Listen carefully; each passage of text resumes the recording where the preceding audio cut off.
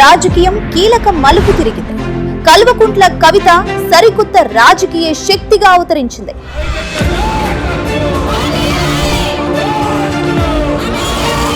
తెలంగాణ గడ్డ మీద తొలి ఆడబిడ్డ పార్టీగా కవిత పార్టీ చరిత్రలో నిలవబోతుంది.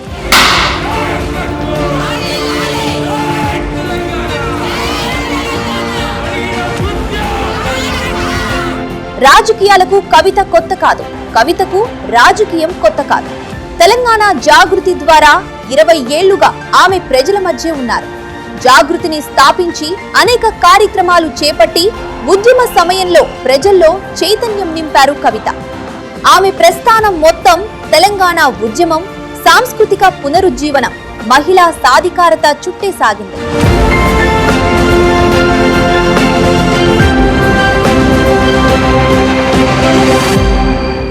బతుకమ్మ పండుగను ప్రపంచ వ్యాప్తం చేసిన వారిలో కీలకం కవిత. మహిళా రిజర్వేషన్ బిల్లు కోసం ఢిల్లీలో ఆమె చేసిన ధర్నాతో ఆమె ఎవరో దేశంలోని గల్లీ గల్లీకి తెలిసిందే.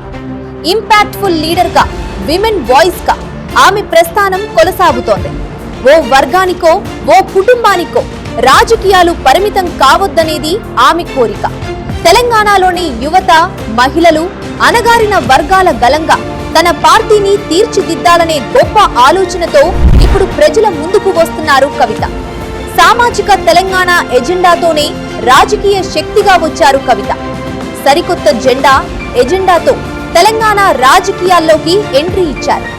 భావోద్వేగమే బలంగా, యువతే శక్తిగా, బంగారు భవిష్యత్తే లక్ష్యంగా సరికొత్త ప్రస్థానాన్ని ప్రారంభించారు కవిత.